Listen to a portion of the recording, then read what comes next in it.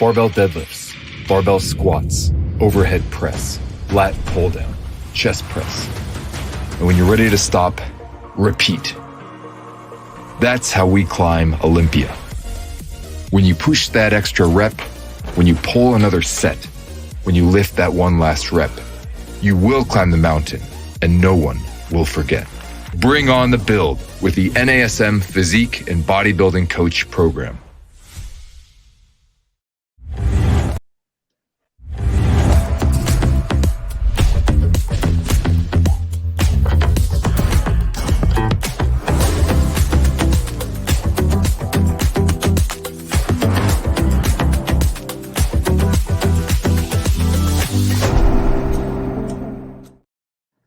Hello, everyone. Welcome to this week's edition of the Master Instructor Roundtable. I'm Regional Master Instructor Marty Miller, here as always with fellow Regional Master Instructor, dear friend, Miss Wendy Batts. Wendy, how are you doing today? I am so good, Marty. Happy New Year. Yes, exactly. What a way to kick off 2023. We've been waiting for this. So I think it's a great way to start 2023. Let's just kind of talk about some science and I've always heard about these things. Let's just kind of clear it right off the get-go as we go into the new year. Yes, I'm really excited about this one because these are some typical questions that Marty and I get. So again, I know we may end up having to do a part 2, part 3, but these were the ones that actually just recently came up. So we thought instead of just answering everyone individually, we're going to do a podcast about it and spread the word. Love it. Yes. You know me, Wendy. I always, when we're teaching live workshops, I always say, if I find that group called they, I'm going to eliminate them, right? Because some of these come, like you'll ask someone, well, where'd you hear this? I don't know. They always told me. Who's they? I have no idea who they are. But it's just one of those things. Like, so I'm in the search for that group of they that started these rumors and confused the poor innocent people out there. So one day I'll find them all. Yeah. And I think, before we even dive too deep into it, there is some truth about some of the questions that we're going to talk about. I think it's just the interpretation of it and the way that they explained it, and maybe the way that we interpret how they were explaining it and took it kind of a completely different direction. The same thing when people are squatting and they say you need to squat with a flat back. Well, you absolutely have to squat with a flat back, but it doesn't mean vertical, and it doesn't, so there's a lot of, just the way that we take that information and then how we apply it or understand it. So I'm excited about this one. I think this will be fun, and, just some of the recent ones we've heard. And for anybody listening, we bring up a topic that's near and dear to your heart. Don't get stressed out. We have a rationale and a reason behind, because Wendy, we've been in these live events before, and you see people's face go white and they're like, wait a minute, but we will give the rationale behind it. I promise. Yes. Let's dive in, Marty. Absolutely. So myth number 1, is let's go into why we're doing this first. I think we kind of already covered this. Is, where are you getting your information? Wendy, I've always talked about this is, listen to people out there, but run that filter through back to some level of science. Like, where are these questions coming from? Don't just take it at face value. Are you using critical thinking? Like when someone says, well, this is the way I've always done it, or this is what I've heard, process that information, go back to the information that you've learned that is evidence-based. And like we always say, the model's your best friend. Run that through the model. And I think it's important too, because some of this stuff, when we talk about it, they're like, well, there's research that says this. And again, we're not going against research. We want research to validate our thoughts and our processes, and, to determine whether it's something that we should incorporate into our training or with our clients. It's just, even when you're going through and we talk about some of this and you do see some things in research, find out what are they researching? Why are they researching it? What was the group number? I mean, how many subjects did they have? And, and what did they find out? And then at that point, just take it and kind of break it apart, because if you just read research and you just look at the results and you're like, well, this is what it says, but yet there was no assessment or there was no determination that like a certain muscle was in a compromised position and something like that, then you can get some false information because of the way that study was done. So just want to throw that out there too. Great points, as always. I'm going to try. So now we're going to move into myth number 1. So I, worked in facilities where I managed, large private country clubs, and we had every type of fitness, you name it. And Pilates is very popular. And if you go back to the early 1900s, Joseph Pilates, when he figured this out using springs, he was actually taking springs off of mattresses. He was imprisoned. Brilliant, forward thinking person on posture and breathing. So there's so many positive things to come out of what he developed way back when, well over 100 years now. But the one rumor that always kind of came through it is, well, I'm going to take Pilates because I want to lengthen my muscles. So let's take it at face value. Am I going to move the attachments, the origin insertions of a muscle? No, that's not physically possible. So can I improve my posture? Can I improve my range of motion? Can I become more mobile? Of course. But am I, when people said it that way, like scientifically, are you potentially lengthening muscles? Well, you're lengthening the extensibility of muscles, but you're not physically changing it. And Wendy, before I kick it over to you, how many times we heard that I want those long, lean, sexy muscles? And I'm like, right. What does that mean? And, and I think it's important to say when you take a Pilates class and you have an instructor, they want you to sit up tall. They want you to elongate your spine. They want you to be able to be more aware of your posture. And it is a very challenging type of workout. And, they, meaning the Pilates instructors, usually target muscles and activities where you're really focusing on the eccentric contraction.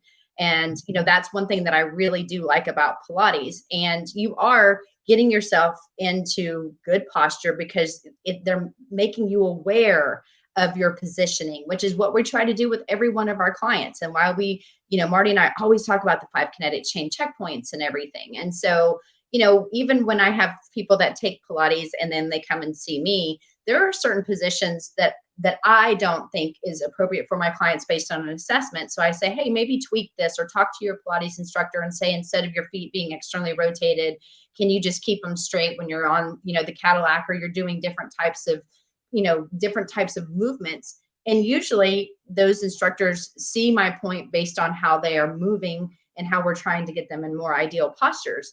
But that's why it's important to kind of know the other courses and classes that your clients are taking, find out what they're doing, what they feel, they're getting out of it, and then work, in harmony with those other courses that they're taking. So you're not doing repetitive movements, and you can make sure that, that everything that you're trying to focus on isn't gonna backtrack you because they're taking something that might inhibit proper movement. And so, but I love Pilates. It's very hard. I didn't think my body weight and springs could make it hard, but it is an amazing core workout. It is something that brings focus to my posture. And I'm a big fan of Pilates, especially when it's done correctly. Yeah, and for those of you just joining into this week on the Instructor Roundtable, I'm Marty Miller here with my co-host Wendy Batts, and we're just going over fitness myths, and we're going over some things that maybe we're just asking you to critically think about, question a little bit, but run it back through the model. And Wendy, when you look at this picture here, it's a great, and this is why we chose it, is there's a lot of good stuff going on there. You got core stabilization, you got glute medius activation, you got, the closed chain on that individual shoulder that's supporting themselves, a lot of phenomenal stuff. It's just, you're not physically changing the attachment points of the muscle. That can't happen. But as you said, if we go through the model, this would be phenomenal for stabilization training and even some corrective exercise. Absolutely. There we go. So lengthen a muscle. I think we got myth number 1. So I love this little picture here. Both pictures, actually. But Wendy, if you want to jump in here and start this one off on myth number 2. Guys, especially, this is one of the reasons we wanted to do this as our first one in January, because as we know with personal trainers, January, February, the busiest months of the year, because everyone decides that they are going to have these New Year's resolutions. They're finally going to drop the pounds that they want. They finally want to start to get themselves stronger, more mobile, all the things that we want to hear, which is really exciting, especially when they're like, okay, this is the year to make that happen. The problem is if you don't have, or your clients don't have a trainer, or you're seeing new people join a gym and they really are lost, guys, that's where we can play such a huge role in changing someone's experience at a gym. Even if they're not our client, and you see someone struggling with a piece of machinery, or that you see them maybe doing something where it is not ideal in how they're doing the exercise. Maybe give them a couple tips where it's not going to offend them. Just that's number one, a really great way to build your business. Number two, it shows that you actually care about people, and it's not always just about the money, but you could also gain a client at that point too, because it can start a conversation. What we've noticed is that people will go to the gym, or even your clients are going to say, well, you know what, that workout that we did, I really wasn't that sore when I woke up. And so I guess I didn't do things right, or I think I need to add more weight, because the mindset that a lot of us have is if you're not sore the next day, then you didn't push yourself that hard. And that's not the case. Not always no pain, no gain. If you start to have a ton of pain, why are you having that kind of pain? Is it joint pain? Is it muscular pain? Did you lift too much too fast? And unfortunately, especially someone new to the gym, they just don't come back because they're so sore. They're sore for a week and they're like, oh my gosh, I can barely get out of bed. I can barely put on my clothes, and so especially, I hear this, I just train legs and I'm so sore. I don't know what it is about. I mean, I know the legs are a big muscle group, but be smart in your training. Yeah. And for me, I'm just going to go back through logic and critical thinking is one, the model, because I've had this question, Wendy, and I know you have too.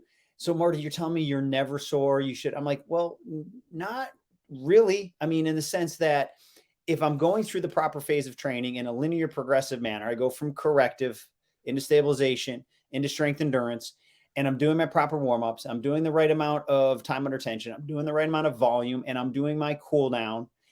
No, I'm sorry. I shouldn't be just wrecked. Now, that doesn't mean as I enter a new phase of training, if I really tighten up a muscle, I'm like, yeah, I can tell I worked a little bit. But the way I always told my clients is walk out fatigued, come back refreshed. If I do that, I'm nailing your workouts, right? Especially if you're seeing progression. Because at the end of the day, no one cares about living in pain. They care about progression and results.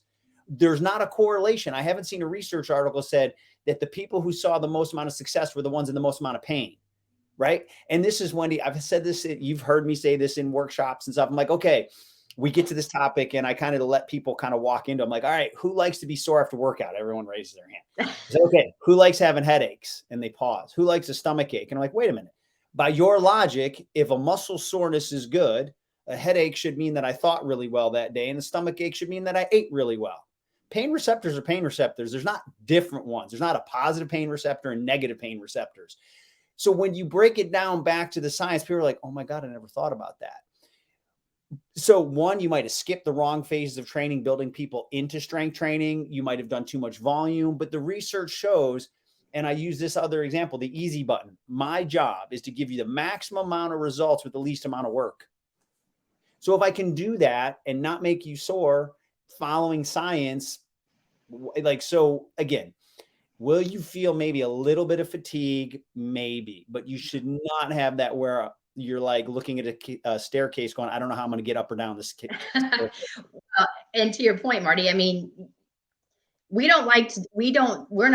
our scope of practice isn't about pain. We can't take care of pain. If somebody comes to us and say, this is painful or whatever, our job is to, seek help, because pain is obviously not what we're going for. Now, if someone's sore, I mean, I know for me, like when I started back up, and like you said, Marty, when I transitioned into a different phase, I am sore the next day because I'm doing different things. My body's like learning different movement patterns, or I'm doing an exercise I haven't done in a really long time. So that's why I tell people to switch it up all the time. If you're always doing the same exercise, maybe try it a different way, try it with cables instead of machines, try it with dumbbells instead of cables, always utilize different modalities and different ways of doing different movement patterns to avoid the pain. So some soreness is normal. Yes. And so are we saying that you should never be sore after a workout? Absolutely not. But to Marty's point, if you're looking at a stairwell, which this actually happened to me and my husband, we did not properly train for a half marathon and decided that we were going to go run it. And then we raced each other to see who was going to finish first. But then the next day, or that same evening, we tried to go to dinner, and we actually had to hold on to the railing because we were so miserably sore, but we didn't train correctly. We knew, at that point, we had the mindset, we both want to win. And we definitely want to beat each other. But at the same time, you know what? we deserve to be sore. And literally for 4 or 5 days afterwards, we were extremely sore, and that's not ideal. Yeah, And sorry, when it was saying, my final comment on this is think about the quality of movement the next day you come in the gym. Right? You're not going to move well. So now we just are going to continue to load you improperly and maybe cause now other types of pain. And then for the people that are new to fitness, they don't really get excited about that muscle soreness. And now you just wrecked their, courage to come back in, because you shouldn't live through. Imagine if you thought this is what it was going to be like every workout for the rest of your life. Why would you come back? So that's why the OPT model is your best friend. A little bit of fatigue, a little bit of, knowing you work the muscle the following days is fine. But in the model, if you do your cool down, that's going to dissipate as well. Yes. Great points, Marty. Excellent. I love this. It's best to work out in the morning. If you don't work out in the morning, then you know what, if you're an afternoon person that works out, then you know what, you're going to have no benefits, no gains, because it's only the morning workout is the only one that is the best when you're thinking about this. So not true. To me, it's simple. When is the best time for you to get it done? And Wendy, you and I both worked with elite athletes. That's a little different. Like if there is a window we're trying to optimize, they may have their schedules dictated all around performance, right? But even that, it's not, there's no science saying, like you said, Wendy, up after 7 a.m., everything's wasted. It's going to come down to your total volume, your work, your rest, your recovery, your nutrition, all of that kind of stuff. But for me, I work out in the morning because I know what the rest of my day looks like. If I don't get it in, life is going to get in the way. But when I was director of Private Country Club, I had to be at work at 6 o'clock in the morning, ready to go. I had to work out at lunchtime. Mm-hmm. So my schedule switched now that I'm over here traveling around the world for Techno Gym. My full-time job, I have to do it first thing in the morning, almost always. So the best time to work out is the time that works best for your schedule. But what I would recommend is get your clients to time block it, because it's easy for them to be like, well, oh, you know what? I'm not going to do it this morning. I'm going to do it here. I'm going to do it there. So try to get them to commit to a time and put it in their schedule. But the best time is the time that works for them. Absolutely. And, every body is different in so many ways. I mean, we talk about the body itself, but for me, I get up super early in the morning, and it's because I'm like you, Marty, I have a very busy schedule. And so, do I have more time in the evening? Well, after I put my son down and everything, yes, I have more time. That would be optimal time in my schedule. But then I'm so exhausted, I don't want to do that. And I'm like you, if I don't do it first thing in the morning, or do it after I've had a couple cups of coffee, done, my correctives or my warm up and my rolling, or, my utilizing a percussion device, whatever it is, I'm not ready to do it. I'm going to have a really crummy workout. So I've got to make sure that I have the energy. It's good timing. It fits, because if I'm crunching it into my schedule too, and knowing that I only have this amount of time, I could be really stressed out because I know what's coming up next. And so I need to make sure that I schedule it out. I know that if I say I'm going to do it in the evening, I probably won't do it. I find every reason, because I'm like, I'm just so tired. I'm going to get a good night's sleep. I'm going to start my day and do it again tomorrow. And that's unfortunately what we hear oftentimes with our clients. I couldn't meet with you this morning because I have this meeting, but you know what? Let's schedule this afternoon. Oh, something happened. Now something with the kids, and it just doesn't happen. And so if you start to see that pattern with your clients right at the very start, you want to talk to them and say, okay, listen, let's look at your calendar. Is this really the optimal time for you, or do we need to adjust the time that you come in and see me? Because they have to commit, but you also, if they're a night owl and you're having them come in at 6 a.m., they're probably not they'll oversleep, and then they're miserable the whole time. So keep that in mind as well. And it takes a while to change habits, and again, everyone's a little different. Wendy, you know what I'm doing every day from 5:15 to 5:45 or 6 o'clock. You know my routine. I'm doing my correctives, regardless whether I'm training that day or not. But you just got to get into a pattern and schedule it. And then from there, it becomes a little bit easier. Yes. And today on the Master Instructor Roundtable, Marty Miller and myself, Wendy Batts, are talking about different types of fitness myths that we hear very often. We've talked about Pilates and about lengthening the muscle. Are you really lengthening the muscle? No, but we talked about actually how amazing Pilates can be. and the purpose of it. We've also talked about the whole no pain, no gain. That was a really big one. And then we also now just discussed the best time to work out has to be in the morning, which is not true. It's whenever you can schedule it, whenever you're ready. And then the next one we're going to talk about is strength training will bulk you up. And let me tell you, as a female, there's so much truth to this, Marty. Oh my God. Yeah. Like, you know, if you pick up over 5 pounds, you're destined to look like Arnold Schwarzenegger if you're a female, right? But you know what, Wendy, here's the funny thing about it is you and I've been in the industry long enough, and early on, of course, most men, when they did strength training, their goal was to bulk up because, you know, if you looked at the physiques that you could aspire to, it was a lot of bodybuilders. Now today with the, you know, CrossFitters, mixed martial artists, there is a different aesthetic look that people aspire to.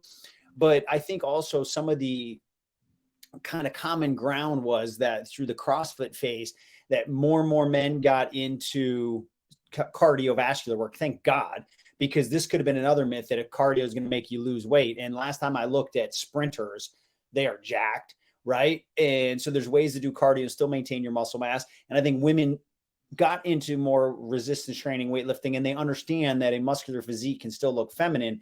And we know how healthy muscle is. So I think we've kind of are coming through this.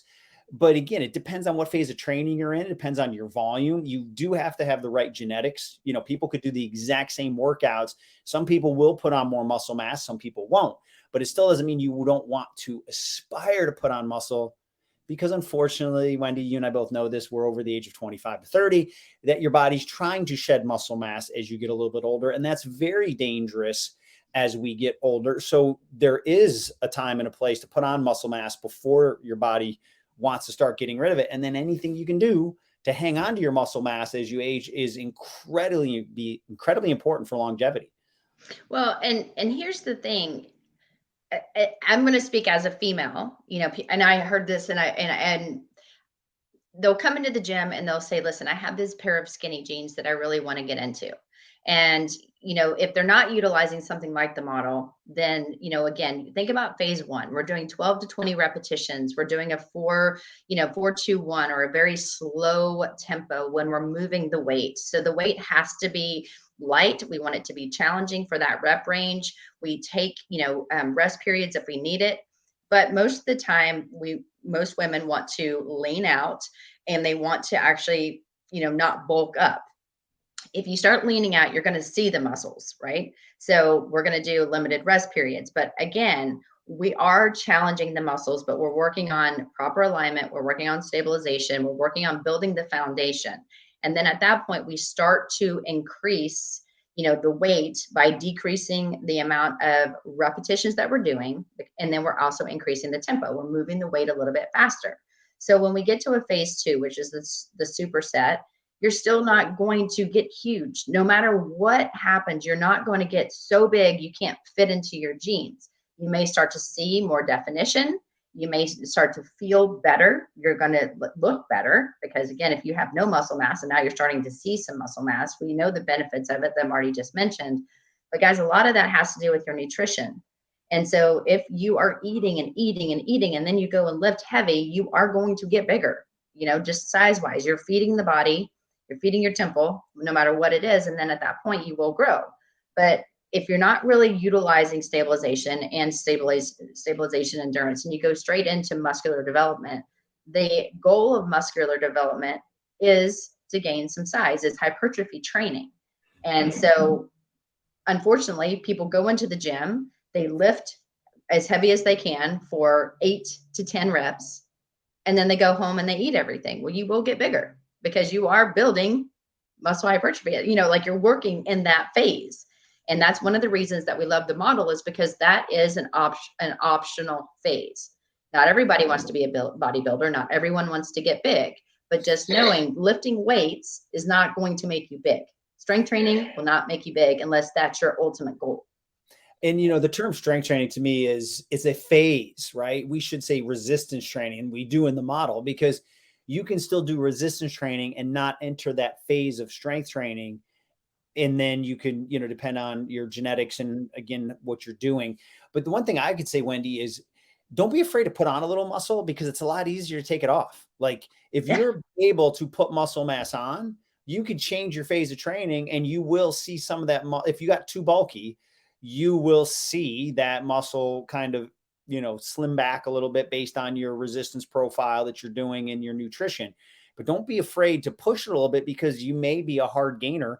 And as we said, it's so important for health to have muscle mass as we're aging anyways. And from aesthetics, and it increases your metabolism. So don't be afraid, knowing that you could always kind of peel back some of that muscle mass if you chose to.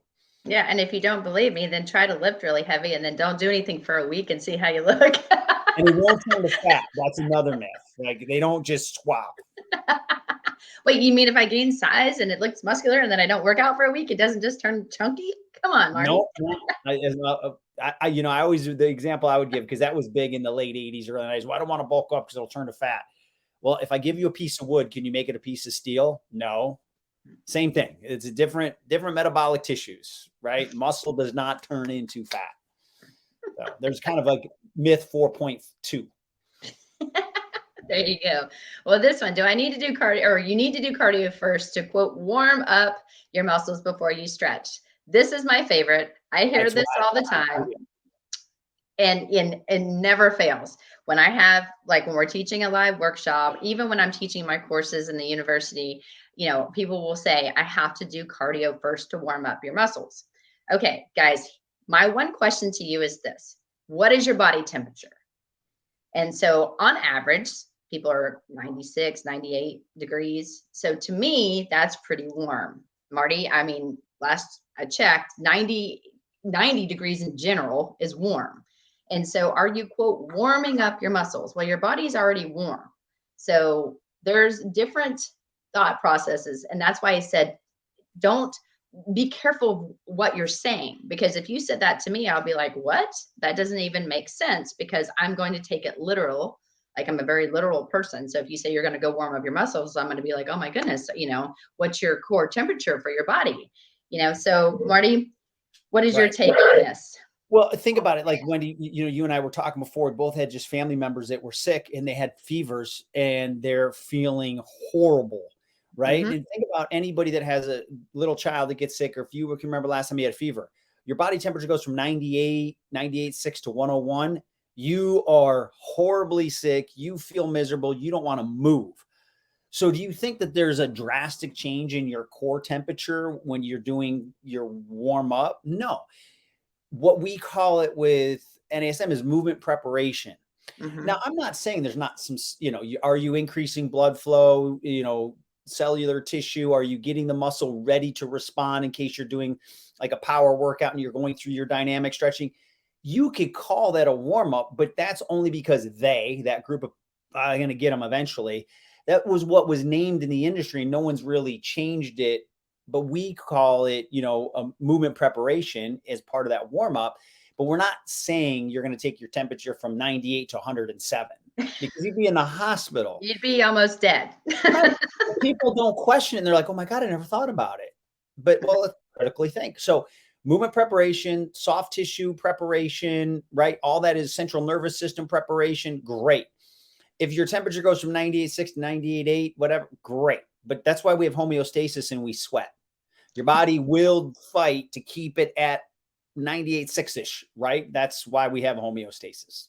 Well, and I also want to piggyback, so this might be your 5.2, is when somebody walks into the gym, if their feet are turned out, their knees are caving in and they have a big arch, or they've been sitting down and they have, rounded shoulders. And the first thing that I say to that client is, I want you to get on a bike, or I want you to go onto a treadmill, and I want you to warm up for 5 to 10 minutes, and then I'll be right with you. Well, first of all, why am I not prepared, or right when they walk in, or if they're there early? Guys, if somebody has a ton of compensations and then I have them go walk on the treadmill, or I have them go and sit down on a bike and they have like a huge, anterior tilt, I'm feeding into these compensations that they're showing me as they're walking in. And I'm only going to make the matters worse.